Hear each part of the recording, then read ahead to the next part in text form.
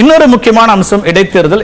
ஈரோடு இடைத்தேர்தலை பொறுத்த வரைக்கும் நம்ம பல செய்திகளை பார்த்து கொண்டிருக்கிறோம். இரண்டு கூட்டணிகளுக்குமே இது ஒரு முக்கியமான தேர்தலாக மாறி இருக்கிறது. 2024 நாடாளுமன்ற தேர்தலுக்கு முன்னதாக இரண்டு கூட்டணிகளும் தங்களுடைய பலத்தை நிரூபிப்பதற்கான ஒரு தேர்தலாக பார்க்கிறாங்க.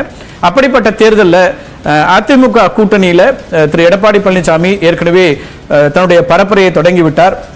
வேட்புமனு தாக்கல் செய்யும் போதும் சரி, அதே போல அவருடைய பரப்புரை தொடங்கிய போதும் திரு அண்ணாமலை அவர்கள் கலந்து கொள்ளல. அவர் அப்போது இந்த பரப்புரை கூட்டம் நடந்த போது இலங்கை சென்று விட்டார். இப்போது மீண்டும் வந்து பரப்புரைக்கு செல்லக்கூடிய நிலையில இரண்டு பேரும் இணைந்து பரப்புரை மேற்கொள்ளப்படுவதற்கான வாய்ப்புகள் இருக்கா அப்படின்னு செய்தியாளர்கள் கேட்கும் போது திரு எடப்பாடி பழனிசாமியுடைய கருத்து, ரெண்டு பேரும் இணைந்து இந்த பரப்புரை மேற்கொள்வதற்கான வாய்ப்புகள் இல்லை அப்படிங்கிற கருத்தை சொல்றாரு. வெவ்வேறு தேதிகளில் நாங்கள் பயணிக்கிறோம் அப்படிங்கிறாரு. ஆனால் இந்த செய்தி என்பது சற்றே கூட்டணிக்குள்ள இன்னும் ஒரு இணக்கம் வரவில்லையா அப்படிங்கிற கேள்வியை எழுப்பதாக மாறி இருக்கிறது. ஏன்னா வேட்புமனு தாக்கலுக்கும் பாரதிய ஜனதா கட்சியினுடைய தலைவர்கள் யாரும் செல்லவில்லை.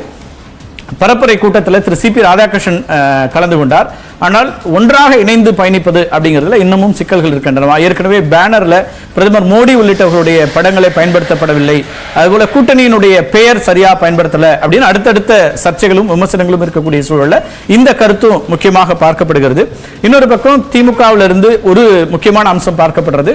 திமுக கூட்டணி கட்சிகள் அல்லது திமுகவினுடைய அமைச்சர்கள் திரு ஈவி.கே. இளங்கோவனுக்காக களமிறங்கி இருக்கிறாங்க. ஆனால் காங்கிரசினுடைய சட்டமன்ற உறுப்பினர்களோ காங்கிரஸ் கட்சியோ எவ்வளவு தூரம் களத்தில் இருக்கிறது அப்படிங்கிற கேள்வியும் எழுப்பப்படுகிறது. இரண்டு கூட்டணியிலும் இது ரொம்ப முக்கியமா பார்க்கிறாங்க. இது ஒரு செய்தி.